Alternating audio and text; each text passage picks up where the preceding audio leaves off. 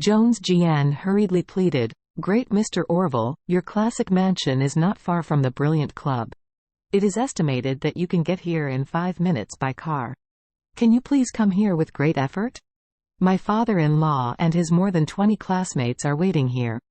As he said, Jones Jian pleaded again. "Great Mr. Orville, please condescend to come over, otherwise I really won't be able to come to the stage today." Originally, Orville didn't want to help Jones Jian book a box, but when he thought that Jones Jian was also a tool to help him wash his gambling money, sometimes he would also give him a little warmth, make him grateful. In addition, Classic Mansion is indeed not far from the brilliant clubhouse, and it takes only 10 minutes to come, so he agreed to come down and said, "Okay, then I will come there." Jones Jian was suddenly excited, and blurted out, "That's really thank you, Mr. Orville. I'm waiting for you in the lobby on the first floor." Afterwards, he hung up the phone and said arrogantly to the waiter, "Have you heard? Orville will come over to help me open the box. You better be careful."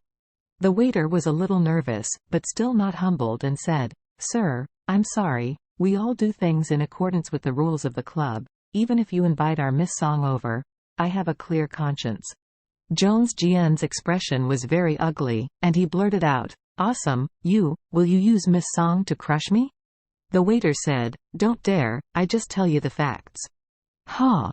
Jones Jian gave her a disgusted look, then turned around, and said to his father-in-law Panming and others, "Uncles, let's wait a moment, I invite our famous Orville from Orus Hill to come over. Help us open an 8-story box. The 8th floor is more luxurious than the 7th. The crowd was full of praise. Many old men gave a thumbs up to Jones Jian, and they were already looking forward to the 8th floor of the brilliant club. Charlie looked funny. This Jones Jian really didn't die fast enough. Call Mr. Orville over? Isn't this looking for death by himself? Originally wanted to make him happy and sorrowful, he first pretended to be forced in the glorious club, and then hit him to the bottom. Now it seems that this grandson himself has cut off the opportunity to pretend to be forced. Jones Jian didn't know that he had already entered a countdown state. He was complimented by so many people. He walked up to Charlie and smiled arrogantly. "Charlie, you just offended me, so the opportunity to go to the 8th floor of the Glory Club for the second time has nothing to do with you. You and your father-in-law can leave now." Jacob looked ugly and said, "Hey, Jones Jian, are you not too much? Do you think I'm here to eat and drink with you? I'm here to meet with old classmates." Jones Jian curled his lips and said, "The party? Isn't the party at school over? It's the second one I have arranged. Do you want to follow it with a stern face?" "Yes." Panming snorted coldly, and said, "Jacob, weren't you arrogant before? You are the second generation of the famous rich at school. Since you are so capable, you can solve a box in the brilliant club by yourself. Coming with my son-in-law. What does it mean to drink?" Other students didn't expect that Panming and his son-in-law would suddenly start attacking Jacob and Charlie, and saying such direct words in front of so many students felt a little wrong. However, no one came out to speak for Jacob. After all, this was indeed the place arranged by the son-in-law of Panming. It was because of others' blessing to be able to come in. How dare to speak for Jacob at this time? Jacob's expression was very ugly, and he blurted out, "Panming, you are too deceiving. I'm bullying you?" Panming said disdainfully, "I just don't want to invite you to eat, drink and have fun, so why am I bullying you?" Jacob said with a black face, "Okay. If that's the case, then I will pay it myself. How much money I spent today, counted out per capita, I will pay for the 2 shares of my son-in-law and me." Panming said contemptuously, "You think it's enough to just pay? This membership has a threshold too. If it weren't for my son-in-law's light, how could you get in?